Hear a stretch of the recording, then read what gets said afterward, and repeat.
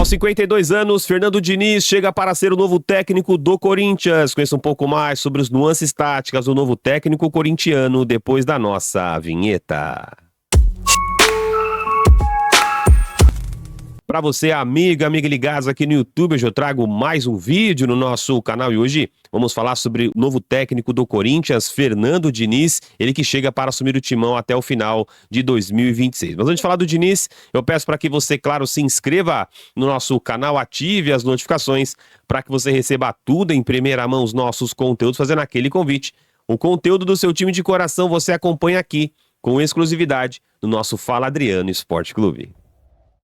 O técnico Fernando Diniz, com passagens pelo Santos, com passagens também pelo São Paulo, pelo Vasco, pelo Fluminense e chega ao Corinthians então para assumir a equipe de Parque São Jorge até o final desta temporada. No vídeo de hoje, vamos mostrar para você, torcedor do Timão, como que gosta de jogar os times treinados pelo técnico Fernando Diniz. Vamos mostrar o trabalho mais recente, né, o trabalho pelo Vasco da Gama. Vamos mostrar também um pouco dos números da carreira de Fernando Diniz. Vamos passar também todo pelo quadro tático do treinador corintiano. E para começar o nosso vídeo ilustrando para você, torcedor do Timão, na tela, os números da carreira de Fernando Diniz como treinador. Total de 563 jogos. Foram 230 vitórias, 143 empates, 190 derrotas, um aproveitamento de 49,3% e além de 6 títulos conquistados. Olhando um pouco agora para o quadro tático do Fernando Diniz, como que o Diniz, né, costuma planificar a sua equipe. Eu fiz aqui um quadro tático só para a gente ilustrar como que o Diniz costuma planificar a sua equipe. Daqui a pouquinho vamos mostrar um pouco em vídeos, né, como que o Diniz movimenta esses jogadores dentro de campo. Basicamente, o Diniz, ele adota sempre um 4-2-3-1, pode variar muito nesse 4-3-3, mas é interessante quando o Diniz não tem a bola, faz esse movimento aí, nesse movimento fechando o seu bloco num 4-4-2, um bloco médio num 4-4-2, e interessante quando esse bloco começa a saltar, né, o bloco ele começa aí na pressão, então esse bloco costuma ficar um pouquinho mais alto e, consequentemente, o Diniz também pressiona o seu adversário, na maioria das vezes, sempre nesse 4-2-3-1, a gente percebe a movimentação desses jogadores para já começar os primeiros saltos de pressão. Então, o Diniz é um treinador que tem algumas características interessantes que nós vamos ver no vídeo de hoje, mas esta, basicamente, é o quadro tático do Diniz, como ele planifica a sua equipe, e pode ser assim que ele deve planificar o Corinthians para o restante da temporada. Olhando um pouco para essa fase de construção do Vasco da Gama, chama atenção a repetição que o Diniz costuma praticar a sua construção ofensiva, né? Sempre com 3 jogadores, muitas vezes o volante participa dessa fase de construção, ou o volante ele alinha com o meio campo para poder ter superioridade no setor da bola. O jogo posicional do Diniz é bastante interessante, todo mundo já conhece esse jogo, os jogadores não guardam sua posição, tanto que o Nuno Moreira, que é um ponta pela direita, ele está atacando aqui pelo lado esquerdo. A gente percebe um ponta pelo lado esquerdo dando amplitude e o Puma Rodrigues lá em cima dando amplitude pelo lado direito, e esse jogo de apoio, no jogo apoiado com toques da bola para encontrar espaços e buscar um cruzamento, buscar um jogo associativo próximo para que a jogada comece a acontecer. O jogo de apoio do Diniz é bastante interessante. Mais uma vez, percebe você contra o Volta Redonda, o Volta Redonda se organiza muito bem no 5-4-1 e essa construção ofensiva ela volta a acontecer com 3 jogadores. Dessa vez o Thiago Mendes começa a construção por ali, o Barros vai começar também a rodar esse jogo, e perceba a paciência, né? O jogo de atração que os times treinados pelo Fernando Diniz eles costumam fazer. Mais uma vez, os pontas abertos pelos lados, dando amplitude, muitos jogadores ali no setor da bola, são 3 contra 2, gerando superioridade, e aí o Vasco, com toque de bola, esse jogo apoiado, consegue criar ocasiões, consegue criar situações. Quando enfrenta a equipe com um bloco mais baixo, por exemplo, como essa da equipe da Chapecoense, a gente percebe uma Chapecoense que fecha uma linha com 5 jogadores e facilita muito você ter 2 jogadores que dão amplitude. Pode ser pontas, pode ser laterais, que dão essa amplitude justamente para que você consiga abrir essa defesa e gerar espaço. E com muita paciência e com os atacantes ali pressionando a última linha, o Vasco vai começando a colocar muitos jogadores ali no último terço. Perceba você, são 6 jogadores jogadores do Vasco ali na entrelinha, atacando o espaço, se gerando superioridade contra a Chapecoense, justamente para que o espaço comece a aparecer, as jogadas começam a aparecer e no cruzamento o jogo apoiado aparece e aí os espaços também começam a aparecer e as jogadas elas costumam acontecer. Então dá para perceber que o Diniz ele tem um jeito muito peculiar de treinar, né, os seus times, um jeito diferente, aquele jogo de atração, né, ele vai atrair o adversário para pressionar e, consequentemente, esse jogo de apoio, ele coloca muitos jogadores no setor da bola, consequentemente vai gerando espaço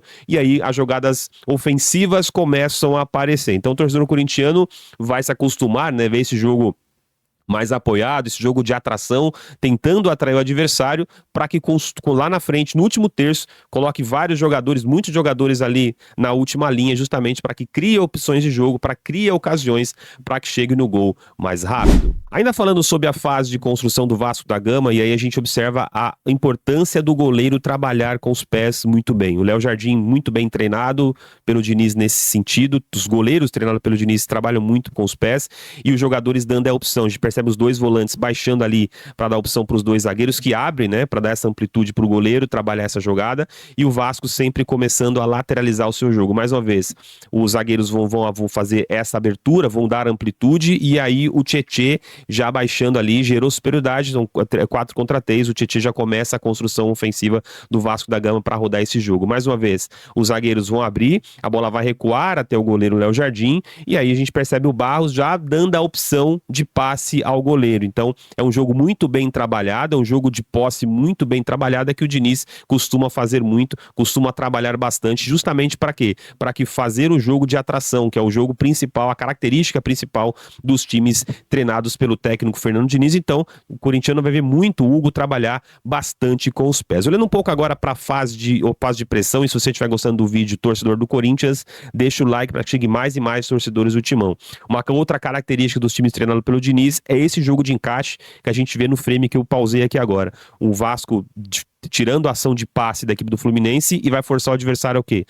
Vai forçar o adversário a desfazer da bola, vai fazer o adversário dar o chutão, tentar a bola longa, mais uma vez contra o Volta Redonda, mais uma vez o jogo de encaixe muito bem definido, e com isso o adversário fica sem escolhas para começar o jogo de construção, porque o Vasco pressiona lá no alto, é uma característica dos times treinados pelo Fernando Diniz, consequentemente o adversário se desfaz muito da bola. Mais uma vez ali os dois atacantes agora saltando essa pressão, um 4-4-2 mais ativa que a gente viu no nosso primeiro bloco, ele já percebe ali a dificuldade do adversário em construir e, consequentemente, gera muitas situações de gol, porque o Vasco pressionava lá no alto. Então a gente vai ver bastante isso no Corinthians, essas características do Diniz acontecendo, esse jogo de atração, a participação ativa do goleiro, obviamente também esse jogo de pressão, pressionando o adversário lá no alto, tirando a linha de passe e também, consequentemente, as jogadas de gols começam a surgir. Separei alguns gols para mostrar para você como que era construído os gols, seja em transição, seja em toques rápidos, trocando direção,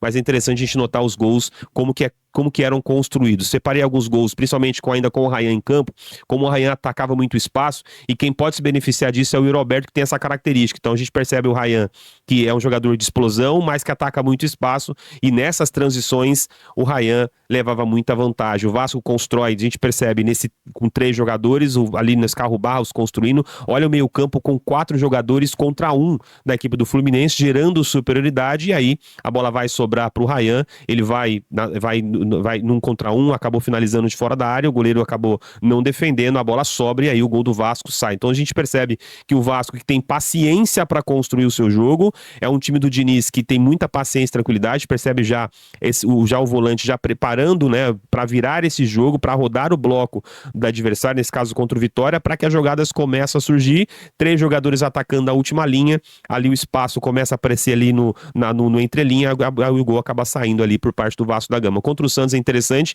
a jogada ela começa lá no lado esquerdo, com muita tranquilidade, o Vasco vira esse jogo, vai girando essas jogadas, e ali o lateral esquerdo aparece lá como um centroavante para finalizar a jogada. Nesse caso o Lucas Piton acaba completando o cruzamento do Nuno Moreira ali na segunda trave e faz o gol. Então são características que são interessantes nesse jogo de apoio, nesse jogo de atração, porque o Vasco atrai seu adversário, mais uma vez construindo no 3+1, a gente vê o Vasco já preparando essa construção e com muita tranquilidade, girando o adversário para gerar espaço. No Moreira, mais uma vez, acha o Piton e aí ele já olha para dentro da área e percebe ali no meio o David para fazer o gol contra a equipe do Santos na goleada do Vasco 6-0 no Campeonato Brasileiro do ano passado. Então é um time muito bem treinado pelo Fernando Diniz. É claro que é um treinador que divide opiniões, né?